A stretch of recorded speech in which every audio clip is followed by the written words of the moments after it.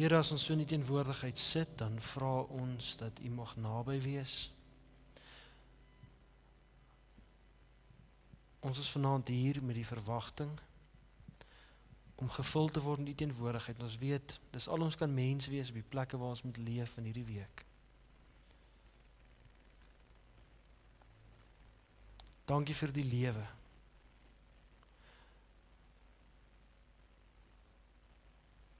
Dankie vir geleenthede soos hierdie. Dankie vir U genade, wat ons keer op keer verras. Dat ons ontdek dat, as ons dink dat dit 'n doodloopstraat is, dat U klaar 'n nuwe storie geskryf het. Dat U water bring in plekke van dood. Nuwe lewe in ons winters. Mag U genade ons ook vanaand verras. Amen. As ek die Latynse woord venationis gebruik, gaan baie min van julle weet wat dit beteken. Dalk die van ons Latyn op skool gehad het, of universiteit gehad het, maar jy gaan regtig sukkel. Tensy jy 2000 jaar terug geleef het, in die stad Rome, of in een of ander van die Romeinse ryke waar daar kolosseums en arenas was, waar daar gladiator gevegte was. Daar het een van twee goed gebeur in die kolosseums. Weet wat is 'n kolosseum? Die jong mense. Jy het al die foto's gesien van Rome, van daai gebou wat soos 'n arena lyk, soos die films Gladiator en al daai plekke, nee. Nou Venationis was een van die dinge wat gebeur het in een van daardie arenas. Daar was gladiator gevegte waar mans teen mans beklei het. En gladiator gevegte waar mans teen diere beklei het. So hulle sou beere en leeu's en wolwe en krokodille daarin sit en dan moes hulle teen hierdie diere beklei. En dan was daar venationis. Dit was gevegte van wilde diere teen wilde diere. En mense het van oral oorgekom om hierdie gevegte te kyk. Wat so gebeur het is, as ek 'n dierhandelaar was en ek het 'n dorp ingekom, sou ek met diere opgemaak het. Ek sou die olifante strik om hulle nekke gesit, ek sou die leeu's hoetjies opgesit het, hulle soos mense vermom het, deur die strate gestap het en die mense sou gesien het watter diere sou daardie dag beklei het. Dan kon jy 'n kaartjie koop en jy kon soos perde wedry gaan sit en dan wed watter dier gaan wen. Maar dit is 'n ongelooflike groot sport. Op daardie stadium het daar iets soos 53.000 diere gesterf in Rome, soveel so dat in Noord-Afrika die wilde diere vir 'n tyd lank verdwyn het. Krokodille, die seekoeie in die Nylrivier, leeu's, luiperde, al die wilde diere. So daar was hierdie gevegte, venationis, wat indrukwekkend was. Ding wat so indrukwekkend gemaak het, is dat mense onder die indruk kon kom hoe sterk die diere is. Want op daardie stadium was daar nie wildtuin soos die Kruger Wildtuin waar jy kon ry en deur 'n kar na 'n leeu kyk nie. Dit was wilde diere in die veld. So dit was 'n plek waar hulle die krag van die diere kon sien. Nou ek weet nie wie van julle weet nie, maar dat of het al gesien hoe 2 leeu's beklei nie. Dit is regtig een van die mees indrukwekkendste dinge wat jy wil sien, maar jy wil dit nie sien nie. Dis 2 kragte wat ontmoet en die doel van die ontmoeting is om mekaar te verwoes en te verniel. En mense het geld betaal om dit te sien. Dit was 'n indrukwekkende storie. Hulle sou byvoorbeeld die kolosseums in woude, hulle sou bome insit en klippe, dit lyk soos rotse en berge, en dan sou hierdie spel afspeel. Party van die kolosseums, veral in Rome, het die vermoë gehad dat hulle prop kon insit en water intap. En dan het hulle haai en 'n krokodil teen mekaar laat beklei. Indrukwekkende stories. Dit klink soos films, maar dit het gebeur. En mense wou dit sien. Mense wou dit beleef. Die Griekse woorde wat gebruik is om 'n venationis te beskryf, is die eerste woord dakno. Iets soos hierdie. Die Griekse woord dakno beteken om iemand agter die nek te gryp en te verwrig. Dit verwys na die diere se heel eerste instink om of voor op die nek te gryp en te verwrig, of agter om te skud en die nek te breek. Soos al van hierdie gevegte gepraat het van dakno. Dis hierdie verwoestende byt van 'n dier aan die nek. Hulle sou 'n ander Griekse woord gebruik het, katitso, van skeer. Die Griekse woord sê letterlik waar die vleis uitmekaar uit geskeer word. En die ander woord wat gebruik is, hierdie 3 woorde, is analoë. Analoë. Wat 'n Engelse woord hoor dat afgelei is van dit? Dis dalk nou moeilik vir julle. Om iemand te verwoes, wat is die Engelse woord? Annihilate, dis die woord. Ja, Grieks is makliker. Ananao, to annihilate, om dood te maak. Dis die 3 woorde wat gebruik is om hierdie gevegte te beskryf. Nou iemand wat hierdie gevegte sou gesien het, en 'n paar van ons sou bygewoon het, was Paulus. Paulus is een van die apostels van die Nuwe Testament. Nou as jy onthou, 'n apostel is iemand wat van plek tot plek gaan en mense van die Here vertel. Nou Paulus was 'n besonderse man. Hy het reg oor die hele klein Midde-Ooste en in Klein-Asië gegaan en kerke gestig. En hy het eintlik 'n dominee geword van baie kerke. Dan het hy hulle briewe geskryf en hy het hulle gehelp om te groei en hy het vir hulle raad gegee en hy is 'n ou wat een van hierdie gevegte sou gesien het. Nou die interessante ding is, en dis wat ek begin het is, een van sy gemeentes is die gemeente in Galasië. Dis 'n plek se naam in die ou Midde-Ooste wat ons vandag kry in Griekeland, Turkye. Galasië, met hy 'n kerkie gehad. En hy skryf 'n brief aan hierdie gemeente en dis die boek wat ons in die Bybel kry in die Nuwe Testament wat ons noem Galasiërs. Alraight. So al die plekname na die evangelies, Korintiërs, Galasiërs, Efesiërs, Filippense, Kolossense, is almal plekke. Almal plekke waar gemeentes was vir wie Paulus briefies skryf. Nou skryf hy 'n brief aan sy gemeente in Galasië. Ek is nie seker, die mense is nie seker waar Paulus op die tyd is die brief skryf nie, maar op 'n plek waar hy neerskryf oor watter gedagtes by hom opkom as hy aan die gemeente dink. So Paulus, watse gedagtes kom by jou op as jy aan daardie klomp gelowiges in Galasië dink? Watter kernwoorde sal jy gebruik om daai klomp gelowiges in Galasië te beskryf? Dan gebruik jy 3 woorde. Dakno, katitso, analo. Hy gebruik die beeld van 'n Venationis, van 'n geveg van 2 wilde diere in die Kolosseum om gelowiges te beskryf. En dit is nogal radikaal vir 'n liefdesbriefie aan 'n gemeente. As ek aan julle dink, dan dink ek aan 'n klomp diere wat mekaar verskeer. Dakno. Julle is soos diere wat mekaar in die keel gryp en mekaar verwrig tot die een nie asem kry nie. En nog erger as dit, katitso, julle verskeer mekaar met die doel om mekaar ten gronde te bring dat daar niks lewe van jou oorbly nie. Analao. Julle is op so 'n manier besig met mekaar dat julle mekaar verwoes. Galasiërs 5 vers 15. Maar julle byt en verskeer mekaar. Pas op dat julle mekaar nie heeltemal verslind nie. Hieroor 'n paar gedagtes vanaand. Dit is waar van hierdie gemeente. Hulle beklei met mekaar. En as jy daardie woorde hoor van verskeer en opvreed en uitmekaar uitskeer, dink jy daar's groot gevegte aan die gang. Maar die hart van daai bekleierery is, hoe moet ons doop? Wat se liedjies is die regte liedjies? Moet ons die nie-Jode se liedjies sing of die Jode se liedjies? Moet ons besny, moet ons nie besny nie? Moet ons staan as ons bid of moet ons sit as ons bid?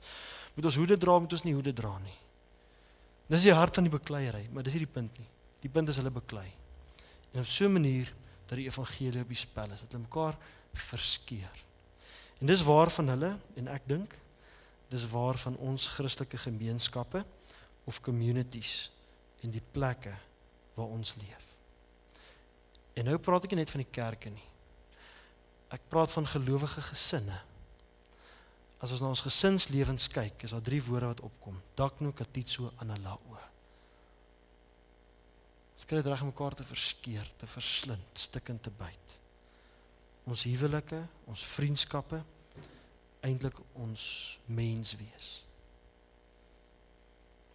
En ek dink nie Paulus is so kwaad vir hulle oor dat hulle nou slegter as die wêreld is nie. Die probleem is, hulle lyk nou net soos die res van die wêreld. Want hierdie gevegte gebeur in die wêreld elke dag. En daarom gebruik hy in hierdie teks, jy gaan kyk in Galasiërs 5, die verse wat volg, gebruik hy 2 beelde. Hy sê, daar's 2 maniere van leef. Daar's die lewe in die vlees, die lewe in ritme met die ego, ritme met die wêreld en die lewe in die gees. Die lewe in die vlees sê en die ego is 'n lewe van liefdeloosheid. Daar sê die wêreld vir jou, as jy wil wen moet jy bo uitkom, met mense vertrap, met mense verskeer, jy moet beklei om te survive. En dan sal 'n lewe in ritme met die gees, waar ek myself in liefde gee vir die wêreld, myself uitstort soos Jesus homself gegee het. En hy sê dit vir die gelowiges, want hulle flous hulle self. Hulle noem hulle self godsdienstig. Nou sê Paulus vir hy toets hulle. Hy sê, In hierdie teks sê hy, godsdienstigheid is heeltemal iets anders as geestelikheid. Godsdienstigheid is, jy kan die godsdienstige dinge doen. Jy kan bid, lees, kerk toe kom, sê jy's 'n Christen, Bybelstudies bywoon, Christelike films kyk. Maar as dit nie jou lewe verander in die opsig dat dit jou totaal en al verander om 'n mens van liefde te word nie, flous jouself. Hy sê, die lewe in ritme met die Gees, vra net een ding. Nie wat jy glo, wat jou geloofsbelijdenis is nie, maar het jy lief? Hy sê hierso. Julle buiten verskeer mekaar. Weet julle die grootste gebod is dit? Jy moet jou naaste lief hê soos jouself. Hoe mis julle dit? Julle beklei oor wat om te glo, wat die inhoud van julle geloof is, wat die regte manier van glo. Die hart van die geloof is, jy moet jou naaste lief hê soos jouself. Julle moet die hart van die geloof is, dis die punt. Julle moet ophou om mekaar te byt en mekaar te verskeer. Maar Paulus gaan verder. Hy sê die probleem is nie so seer dat hulle mekaar verskeer nie. Vers 13, die volgende vers. Julle is tot vryheid geroep. Moet dit nie gebruik as 'n verskoning om sonde te doen nie, maar dien mekaar in liefde. In Afrikaans lyk dit nie so lekker of dit sin maak nie. Wat Paulus hier sê is, die probleem met hierdie gemeenskap is hulle regverdig hulle liefdeloosheid. Julle is tot vryheid geroep. Moet dit nie gebruik nie. Met ander woorde wat hierdie mense doen is hulle sê, God se genade is oor ons. En God sal ons vergewe vir alles. Daarom kan ons met mekaar maak wat ons wil. Dis wat in daai gemeente gebeur. Sê, Jesus het vir ons aan die kruis gesterf. So, ons kan met mekaar maak wat ons wil. God sal my vergewe, God sal verstaan. God sal my genadig wees as ek op hierdie manier optree. En Paulus sê, daarmee het hy 'n probleem. En ek dink dis waar die teks relevant word. In die eerste plek, ek dink ons leef ook liefdeloos. Ons lewens lyk baie keer so 'n kolosseum waar diere mekaar verskeer. Maar ons regverdig dit.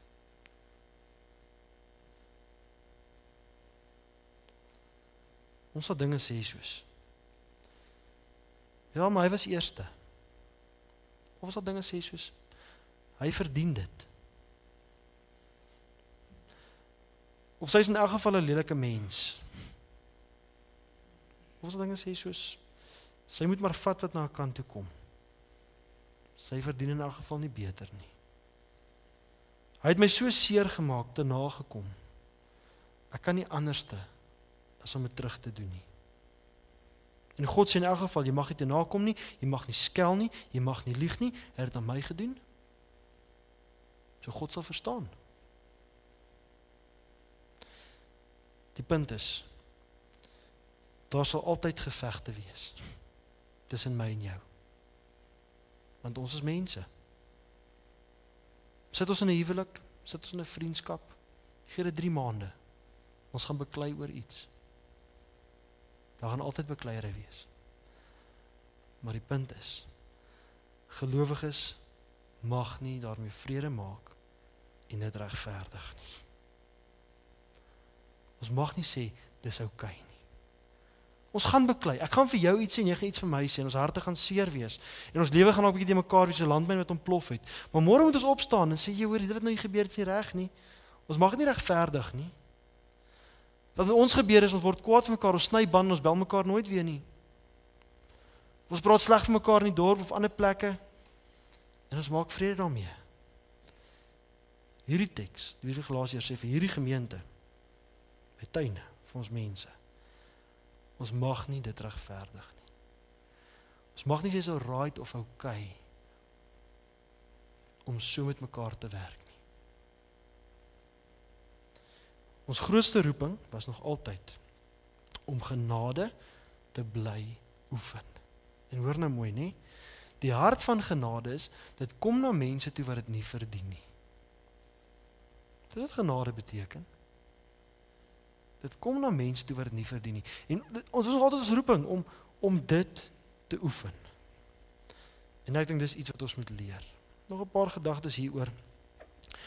As ons na die Ou Testament toe blaai, ek gaan as die Here my spaar, die volgende 2 weke in die oggende bietjie deeglik en in diepte oor Jona praat. As ons vinnig kyk na die storie van Jona, kan jy onthou wie was Jona? Ons jong mense wat nog stories lees in die aand. Dis mos die ou wat deur die vis ingesluk is. Nou Jona was 'n profeet. in die Ou Testament. Ons lees hom hier aan die einde van die Ou Testament, by die kleiner profete lees ons van Jona. Nou Jona was 'n profeet. Nou 'n profeet het een van twee dinge gehad om te doen. Hy moes die wil van God verkondig aan mense en hy moes die genade verkondig aan mense. Maar ons lees in die Ou Testament dat die profete baie liewer daarvoor was om die wil van God te verkondig as die genade van God. So is baie maklik om te sê, God wil hê julle moet dit en dit doen. God sê ons moet soontoe gaan, as om te sê, God vergewe julle. Sien nou wat het die profete daarmee gesukkel? Dit is hulle makliker om te sê, dis die wil van God, maar dit is moeiliker vir hom te sê, God vergewe jou, God is jou genadig. En daarom die storie van Jona is eintlik die storie van 'n profeet wat self iets moes leer van genade. Dis die storie van Jona. Ruud baie mooi vir ons praat oor Ninive. Voordat hy kon praat oor genade, moes hy iets ervaar het van genade, en dis nou die storie, nê. Een oggend word Jona wakker. En God sê vir Jona, Jona, hy's 'n Israeliet. Hy's 'n Israeliet, hy's 'n Jood.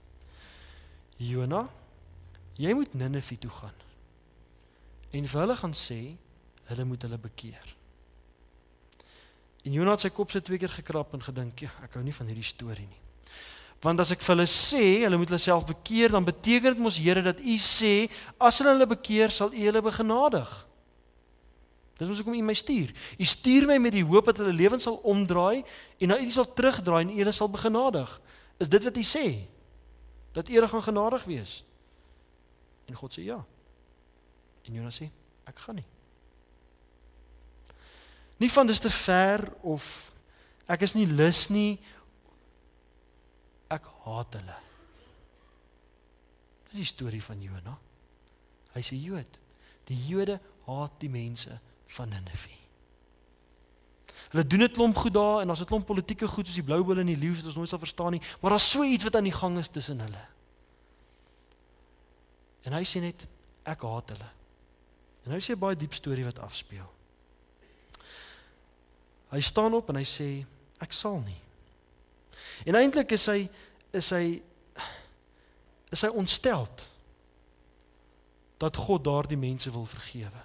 In die eerste paar verse van Jona tel hy op dat hy met God worstel oor hierdie ding. Hoe kan God daardie slegte mense begenadig? En wanneer hulle wel later in die storie tot bekering kom, dan sê Jona iets soos, nou is dit vir my beter om te sterf, want hy besef hy sal moet teruggaan na sy mense toe, hulle vertel, God het hierdie ons begenadig, en hulle gaan hom nie glo nie. Want die prentjie van God wat in die Jode se kop is dat hierdie ons gaan reguit hel toe. Hulle gaan nie eens by die hemel stop vir padkos nie. Hulle gaan reguit hel toe. En nou kom God hier nog en sê vir hom, Jona gaan sê vir hierdie mense, dat ek wil met hulle stories skryf. Ek wil met hulle iets doen. En Jona is diep teleurgesteld. Hy sê, ek gaan nie. Nou Ninive is noord van waar Jona is. Nou lees ons, hy gaan eerste plek waartoe gaan is Java, reguit suid van waar hy is. Na Java klim hy op 'n skip en hy gaan Tarsus toe, dis nog verder suid. Probeer hy van God af wegkom.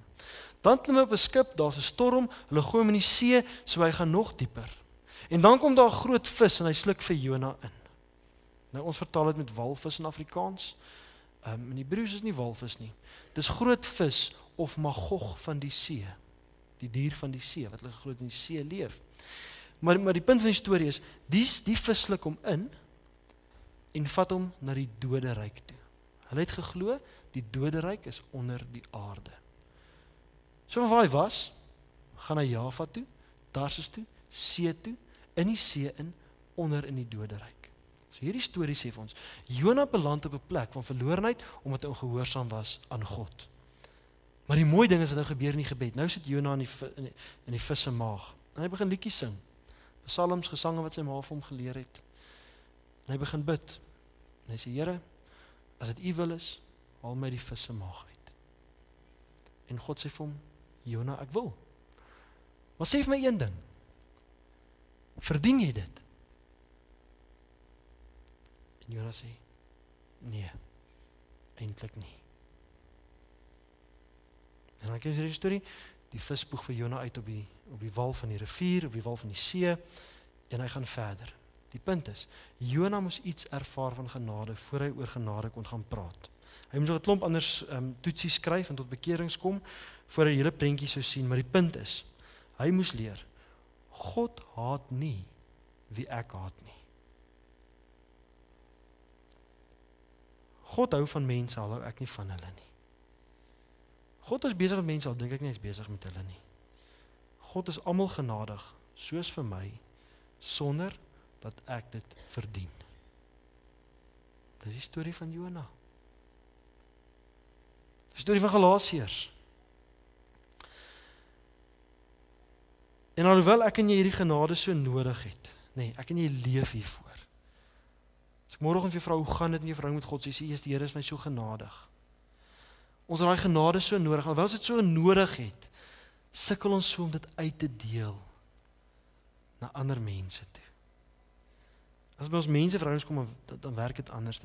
Jesus vertel nog 'n storie, baie kort, die storie van die verlore seun, julle sal onthou. Hy praat met die Fariseërs en die Sadduseërs, hulle sit en eet om tafel. Hy sê, ek wil julle 'n storie vertel. Daar was 'n pa met 2 seuns, 'n jongste seun en 'n oudste seun. Die jongste seun was 'n stoute seun. Hy wou nie in die varkhokke werk nie, in die skaapkraal werk nie. Hy het sy pa gesê, gee my erfporsie, ek wil in die stad gaan bly. Ek wil 'n woonstel koop in Pretoria. Ek wil daar gaan bly. Sy pa gee vir hom sy erfporsie, hy gaan Pretoria toe en dit gaan lekker. Hy skryf nie een van die universiteit nie, maar hy koop van 'n PlayStation 4 en hy koop van 'n kar en hy koop van 'n klomp ander goed en hy spandeer al sy geld.